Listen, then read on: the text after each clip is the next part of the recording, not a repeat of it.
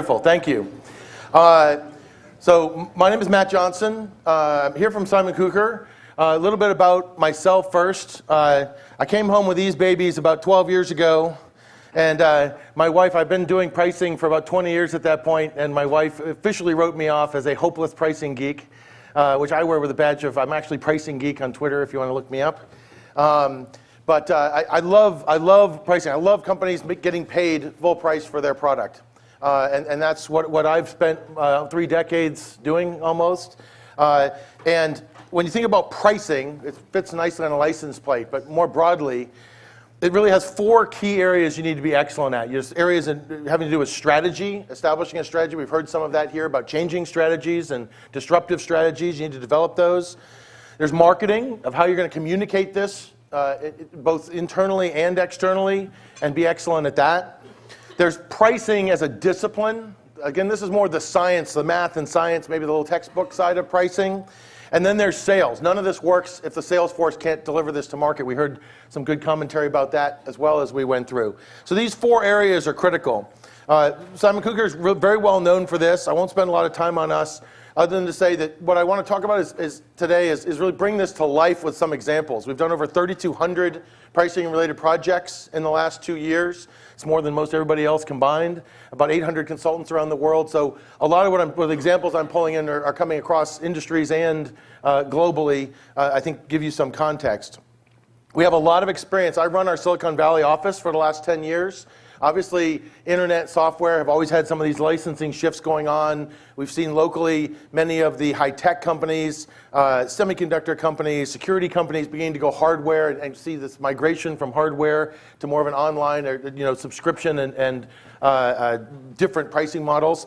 But what's really amazing is more than half the requests we get for information within my company around new models, model flexibility, some of the things we're talking about, come from outside of technology too. It's this Internet of Things that's making this relevant for the digital imaging machine you saw, for automobiles, and the number of subscriptions you're offered when you buy a new automobile will continue to rise. Any of these things provide a lot of new flexibility and completely different than what these companies are used to doing traditionally.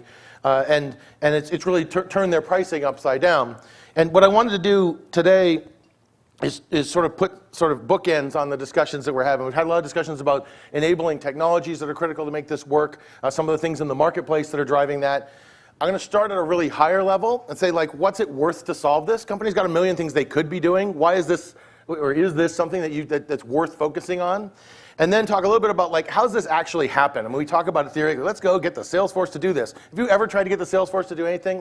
What actually are the critical things that companies do from a change and rollout process to really success that dominate or are prevalent at the companies that do this really well? So I want to give you some sort of more tactical examples as well.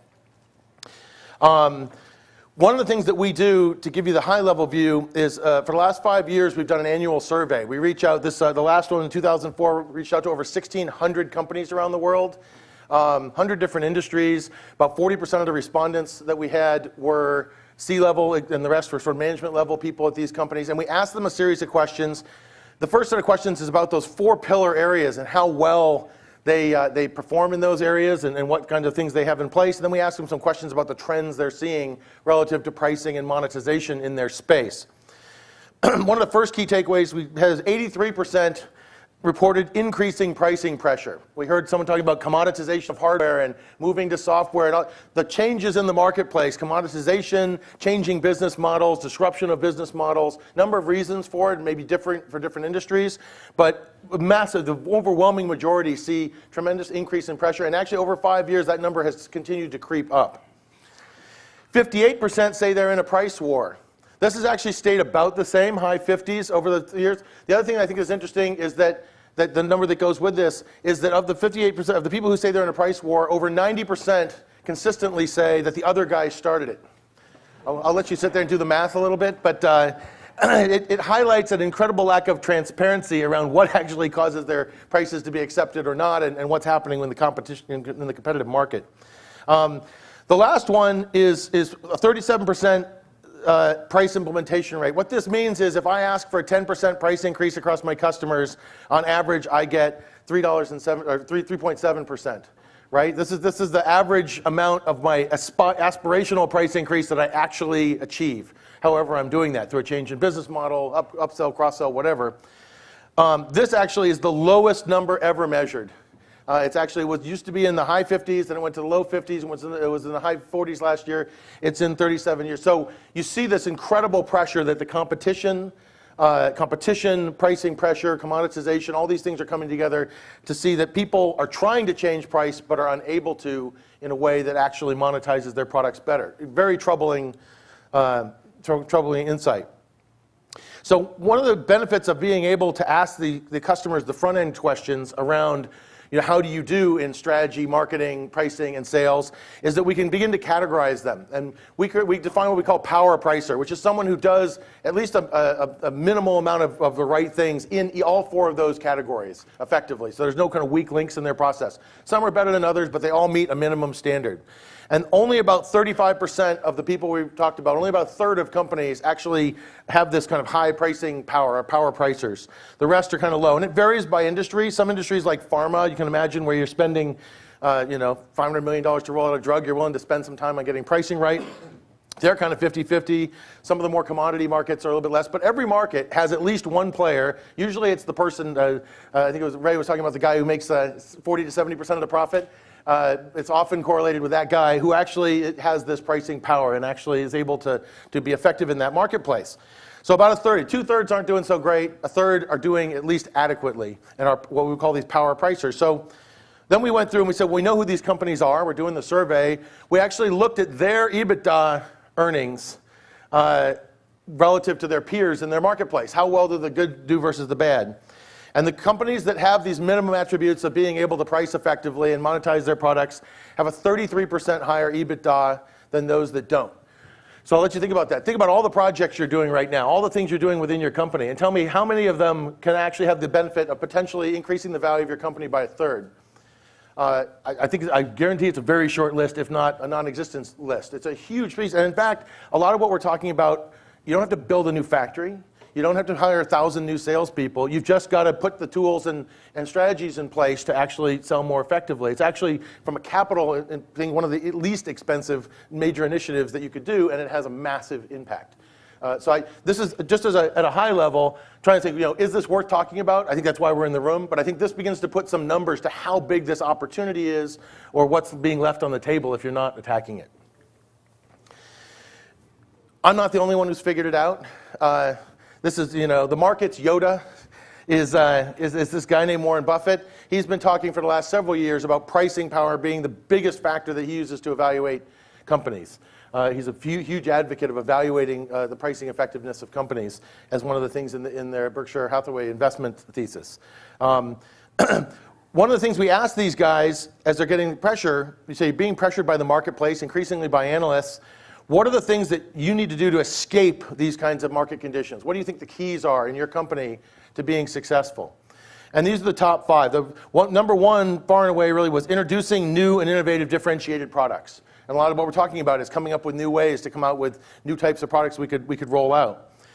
Number 2 was changing our revenue model. We've talked a little bit about that, using different metrics, usage-based, all of that. It's some place that they really want to focus. Strengthening sales, marketing functions, support, value community. This is really value selling. Reducing variable or fixed costs. This will never be off the list, honestly. I mean, it's still great. You save $1 for every dollar you save. It's not a bad thing. It's just that lemon has been squeezed and re-squeezed so many times. It's hard to imagine. It's pretty expensive. The marginal benefit of those projects is going down. And then finally, changing our mindset. A lot of this is about a cultural change. It's not a software strategy thing. It's like winning the hearts and minds of soldiers. When all of their experience is in yesterday's model, and you're now going to a new model, and I have 20 years experience in this company, but we're doing a product that no one has any experience with, it completely demagnetizes the compass for a lot of people, and you really need to find the culture around that. The key here, a few data points to add to this. In our survey, 72% of innovations by these 1,600 companies that we saw failed to meet their profit growth strategies.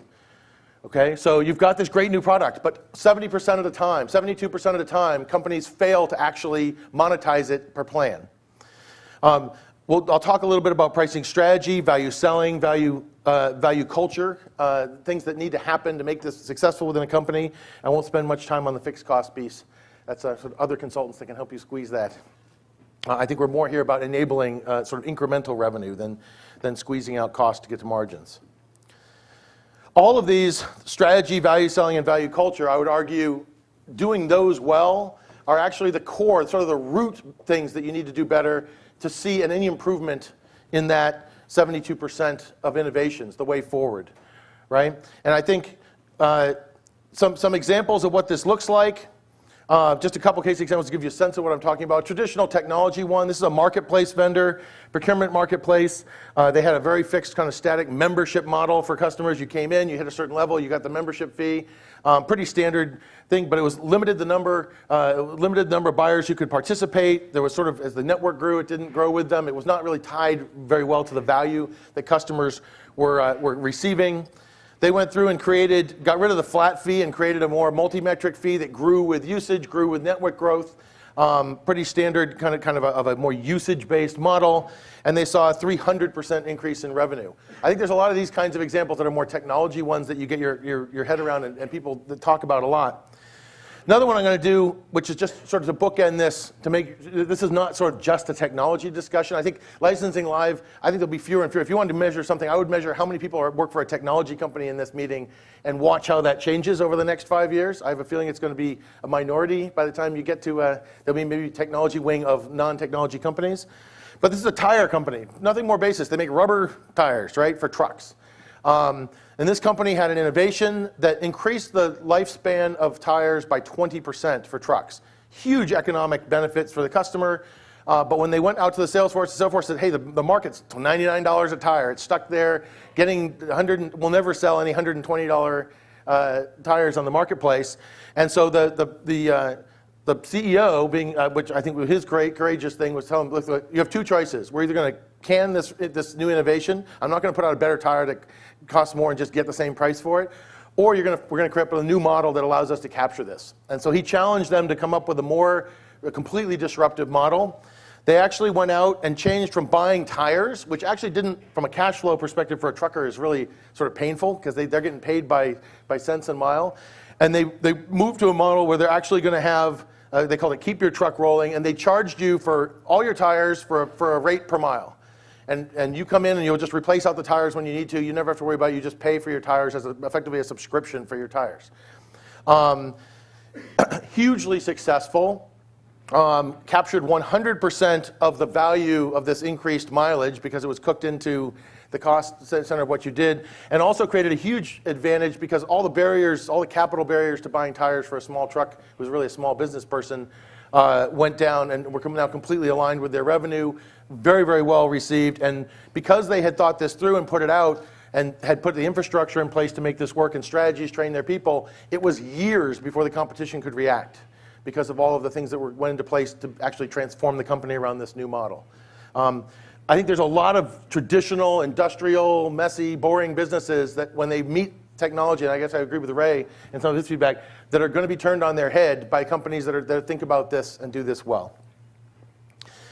Another person I like a lot, Peter Drucker, said customers don't buy products, they buy benefits that these products and suppliers offer to them. So what we want to talk about today is what are the best practices for getting your company refocused on what value you deliver and monetizing that value effectively and fully. A lot of pricing models. We won't spend a lot of time on different pricing models you could use, but there's clearly many of them. And the question is, when do you start thinking about how those models are going to get put in place and build that into your product? Steve Ballmer talked about this, and he talked about the fact that for many companies, the only difference between the companies that succeed and fail is because they figured out how to make money. They think about pricing, they think about it very early in the process, and he saw it as very under-attended to generally. I think we see that too, right? Our survey said 2/3 of companies don't have all the pieces in place to actually do this.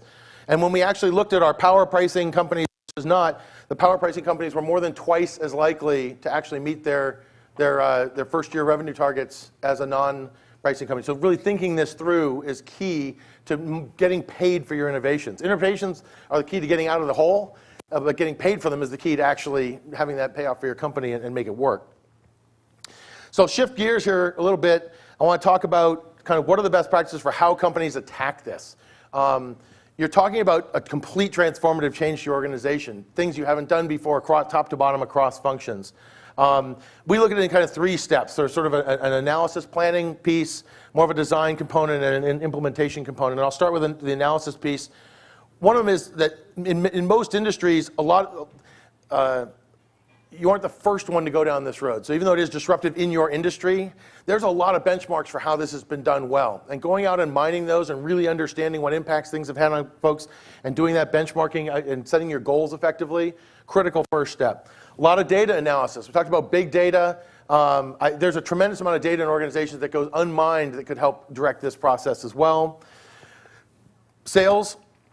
I can't tell you the number of times I see sales informed at the tail end of the process about this new change, and it just gets pocket vetoed. It could be actually the right strategy, the right implementation, the right tools, and everything else, but they just said, this didn't happen on my shift, wasn't part of planning this, I'm done. Getting sales done in the first step, getting sales involved, getting their input. What are you concerned about? What does this need to solve? We heard the customer service example for sales I thought was fabulous, because to me it's getting them tied closer to what are the customer pain points and getting them involved in that is critical early on. Even if they're not maybe driving the bus until closer to the end, involvement is critical. And then stakeholder analysis of kind of the market and what's going on and questioning a lot of your assumptions. Most companies, businesses are built on 20 years of experience and a lot of sort of cultural norms and status quo. You're about to blow that up. And if you try and use your old compass on the new planet, the poles are in different places. It's like you're going to make for all the right kind of your intuition's broken. And you really have to make sure you understand that and go back and look at that marketplace. The output of this, you need to think about this. You hear the concept, it's a journey, not a destination, and it sounds cute. But if you have a journey, you need a map. You need to figure out how you're going to get there. If you have a business unit, if you're going to treat pricing like a strategic competency, it should have a business plan. It should have what are we going to do this year and next, and this quarter and next. So as you analyze all the things you could be doing, you validate those, you put numbers and facts behind things so that pricing at most companies is sort of a giant portfolio of anecdotal stories that sales tells. It can't be that. It has to be facts and data and information. And then finally, we build what we call a roadmap, which is around quick wins, because usually that process unearths like a whole bunch of sort of golden nuggets lying on the surface. And then sort of a longer term. Some of these things take time. Software takes time. Organizational change takes time. Reorganization takes time. Some of the things that might be required, but there needs to be kind of a plan for that rolls out in the future. The beauty is that this process creates both the sides of the prize. What does 30% EBITDA look like at your company? And then here's what you need to do to capture that. And that's really what an executive team needs to be able to say yes, or a board. So this is really the board presentation, you can think of it as.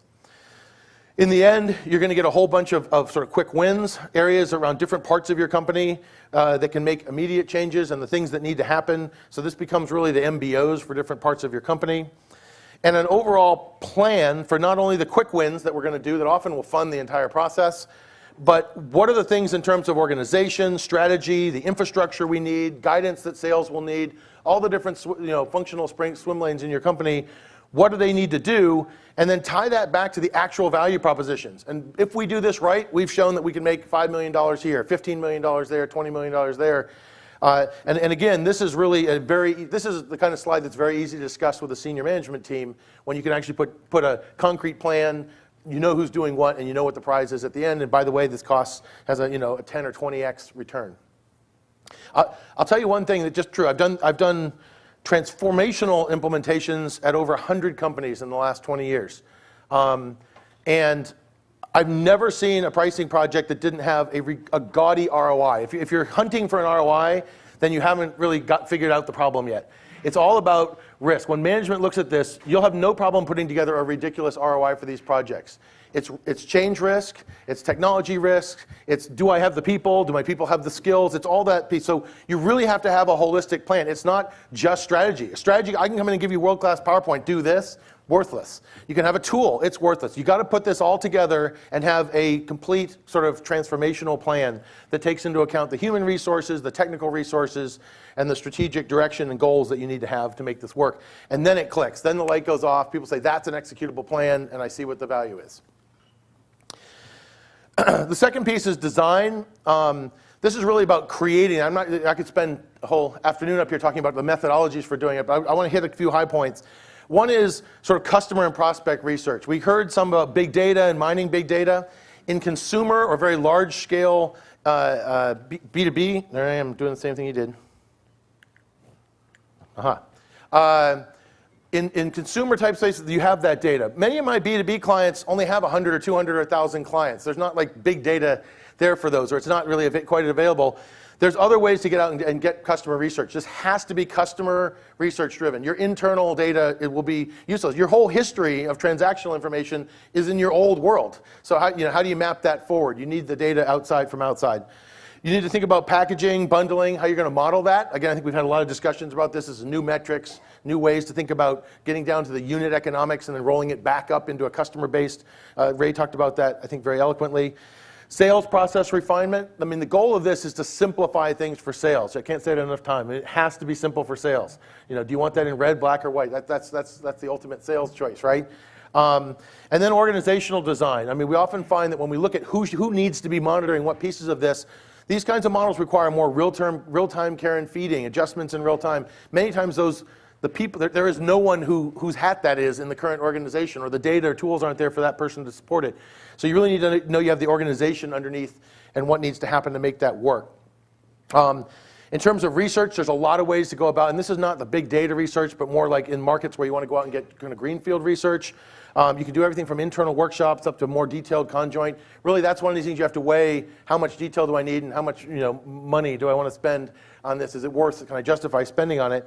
But in the end, you want to get down to really understanding consumer behavior. How are customers going to buy at different price levels? How does that impact volume that I'm going to have? You want to be able to split that up to see differences between cadres of clients, a new client versus an existing customer. What is the value of an incumbent customer in terms of what they're willing to pay?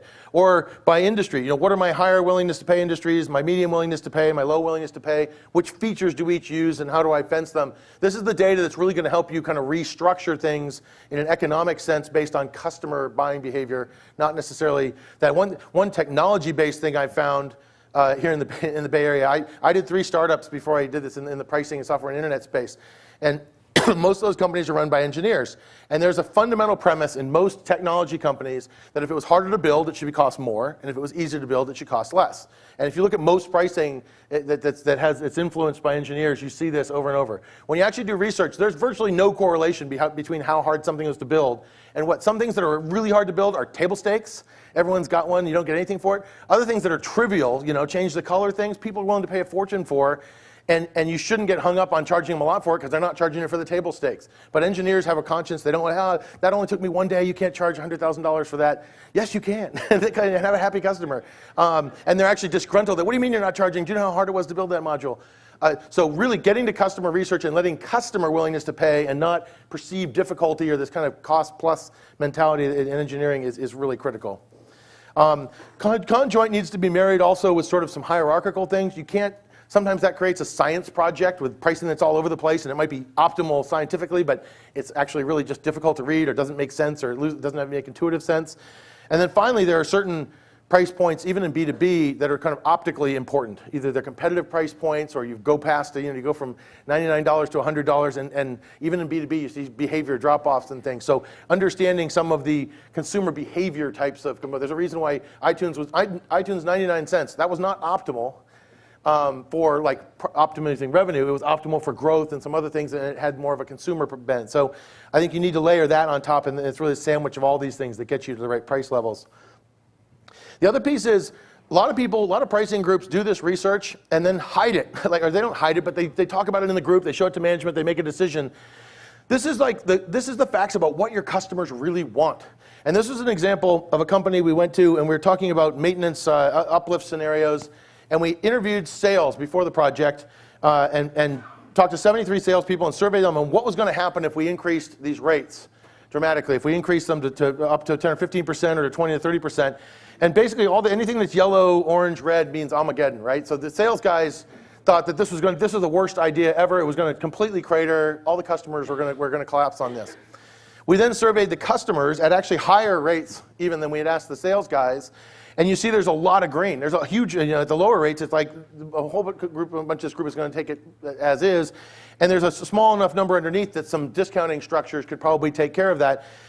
And sales would not believe it. I don't care how many times product manager talked to them, the CEO mandated it, they didn't believe it. But when we showed them the customer data, hey, let me just show you the raw information that came from the customers, what they told us. And we showed them the question, and they're like, damn, I didn't think that was the case. I mean, that was the selling point. It had nothing to do with how passionate, I mean, everyone, they see every product manager as someone who's talking about their baby, and everybody's baby is beautiful, and they kind of discount that. Management mandates things. That doesn't mean they don't understand the real world, and they never carried a bag. But this is the customers and what they're telling you. So I would say use this data not just for optimization of price, but begin to tell the story in facts and get away from anecdotes. Well, I had this customer tell, that's fabulous. You know what the other 41 customers said? This, you know? Next question. I mean, it gives you some, it's actually, I always say, if you look at pricing in the organization, they're the one person without any innate power. CEO or the C-level guys have a business card that says, I'm in charge. The sales guy is basically going to be the conduit to the customer. He's going to tell him what he wants to tell him regardless. All these people have, the only person at the table says, I'm from pricing. That's good. You sit over there. The only thing that they have is data. It's that you are the one source of the facts about what customers want and the economics of your business. And this is really the powder in your gun. Last one, implementation. Tools, training. This is a completely different way of selling. Over years, you've built up all this incredible legacy set of PowerPoint and displays and metaphors for your software and how you use it and how you price it. You're throwing them all out. But that means that the sales has nothing to talk about. Or they're going to make it up and do it for themselves. And that should scare you a lot. Because these guys, you know, they'll make up a story and it'll be really compelling, but it may not be actually what is aligned with the customers. Migration planning, I'll talk to a little bit. People, systems, support. I mean, this is one of the first things we ask when we go into a client before we do any strategy work is what is your capability to do entitlements, to implement this, to track it, to train, to do all those things. Because frankly, if you've got some clunky old system, I'm not going to give you some whiz-bang strategy that you can't implement. So we want to make sure that the solution holistically that you're putting in place has all the components of both strategy and execution that you need to have. So really digging into that way up front is critical. And then making sure channel partners, if you're selling through channels, a lot of people kind of think about them last, but it's just as disruptive for them, and especially often the current incentive systems completely don't incentivize them to sell these new operational models, and if you don't sort that out, you're going to be disappointed regardless of how compelling it is for the customer, because the last mile doesn't sell it. On the migration side, migration is critical. You come up with where you're at, you come up with what you want to be. You got a whole bunch of customers who are where you're at, but you got to take them somehow to where you're going. One of the beauties of a lot of good customer data is the ability to then build some very detailed models on what's going to happen. How many customers are going to push back? The ones that don't push back, how many of them are going to upsell or downsell, cross-sell, go somewhere else? Where are they going to go? You should demand a plan from our baseline current revenue to this future state, where are people going to go? And some of them are positive. We're going to see an increase in price. We're going to capture some people we didn't. We're going to capture incremental growth. Some of them are going to be downgrades of packages, people we lose. But being able to do this and track it is critical. And the number of people who take this incredible disruptive leap without all these facts, and these facts give you two things. One, they give you like open eyes when you jump off the cliff. You know, yes, there is water down there. But they also give you, now, every one of these things has a measure. I can measure and say, am I tracking with what I thought was going to happen, and why, and what should I be doing to fix that? Very critical. This already came up, but all of these things require sets of tools in different parts of your company, tools, skills, maybe organizational roles and responsibilities that don't currently exist. This is a critical part of getting in there and actually mapping that out and making sure that you've got a landing spot for everything. And then finally, measure it. For God's sake, this is a very measurable exercise. And this is sort of a fairly classic graph of what it looks like when you roll these things out in adoption and you make this big return. If you didn't put the measures in place, it was Ben Franklin or somebody who said, success has 1,000 fathers and defeat is an orphan. Pricing is that way, right? You do a great job in pricing, you generate this big lift, and you say, hey, we generated a big lift and we're 10% more revenue this year because of pricing. Sales goes, whoa, whoa, whoa, did you see us, man? We were kicking it this year. We did great. And the product guy said, it's all about the new version of the product, man. People love it. They were buying. And suddenly, somehow you get some fractional benefit of it on the back. Now, if it doesn't work, oh yeah, pricing. That guy did it. It wasn't us. So making sure up front, you have to have measures in place before you launch. And if a Monday morning quarterbacking exercise is completely doomed to failure. Just the last things to wrap up. Some things to take away that are really critical, I think, that are common threads for the successful changes. One is when you're packaging and bundling, simplify your portfolio. I mean, this is a great opportunity. You're going to change a lot of the structure. Take this as an opportunity to simplify. A lot of times portfolios add and you acquire companies and you add new modules and you kind of get this big messy price book. Before you start with a simplification step. Take out a lot of the complexity. Makes it easier to implement from a technical side, easier to understand for sales, and makes the whole exercise of modeling it much, much simpler. Developing a lot of the price models, metrics, fees, components. We had some discussions about that. Map it better to value. Pricing research, really drive this, make this a data-driven, customer fact-based exercise. Model the investors, model the financials. One of the biggest questions you're going to get, a lot of people are really proud of when they go to their investors in the market and they say, we're rolling out a new SaaS product and it's going to make a lot of money. The investors are smart. They've seen a bunch of companies do this. They know that it's a huge potential opportunity. They are immediately on those calls, if you listen to them, going to go to, how are you going to do this? How are you going to migrate existing customers? When's this going to work? What happens if customers don't want to move? Like, they're going to go to all the failure points this has happened in the past, and that really boils down to understanding the economics of how many of your customers you expect to take what path through that storybook that Ray was talking about. Develop the sales success. We've talked a lot about that. And then finally, organizational readiness, the systems, the tools, making sure that this is all done. This can't just be sort of a product thing or a marketing exercise. This is really a fundamental cross-functional exercise that you have to fix across your whole organization. So with that, I will pause and thank you for having me, Licensing Live.